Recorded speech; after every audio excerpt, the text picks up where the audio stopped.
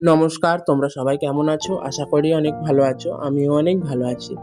আজকের আমি বানাবো দই চিংড়ি। দই চিংড়ি বানানোর জন্য আমি বাজার থেকে 400 গ্রাম চিংড়ি মাছ আনিয়েছি। সেগুলোকে ভালো করে কেটে ধুয়ে পরিষ্কার করে একটা প্লেটে নিয়ে একটু লবণ আর গোলমরিচ গুঁড়ো মাখিয়ে রেখে দেবো।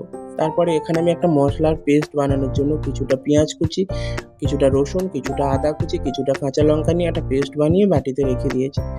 তারপরে সেই মিক্সিং বোলের মধ্যে কিছুটা গোটা কাজু, কিছুটা মৌরি, কিছুটা পোস্ত নিয়ে ভিজিয়ে রেখে দেবো। এদিকে কড়াইতে তেল দিয়ে তেলটা গরম হয়ে গেলে লবণ মাখিয়ে রাখা চিংড়ি মাছগুলোকে দিয়ে একটু উল্টে পাল্টে লাল করে ভেজে তুলে নেব। তারপর সেই চিংড়ি মাছ ভাজা তেলের মধ্যে গোটা তেজপাতা, গোটা দারচিনি, দুটো এলাচ, দুটো লবঙ্গ, সাথে একটা শুকনো লঙ্কা দিয়ে ওর মধ্যে আমি এবারে আদা রসুন আর পেঁয়াজের পেস্টটা বানিয়ে রেখেছিলাম সেটাকে দিয়ে ভালো করে লাল করে ভেজে নেব।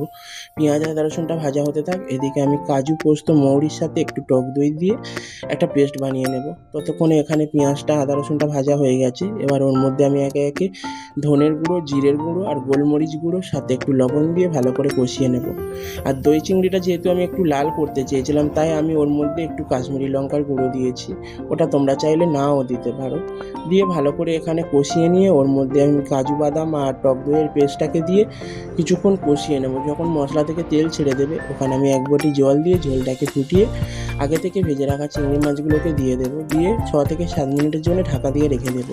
6-7 মিনিট পরে ঢাকনাটাকে খুলে যখন দেখবো ওপর থেকে তেল ছেড়ে দিয়েছে, ওর মধ্যে একটু গোলমরিচ গুঁড়ো সাথে একটু ঘি ছড়িয়ে নামিয়ে নিলেই রেডি আমার দই চিংড়ি। রেসিপিটি কেমন লাগলো? ভালো লাগলে একবার বানিয়ে অন্তত দেখো বাড়িতে, আর কমেন্টে জানিও।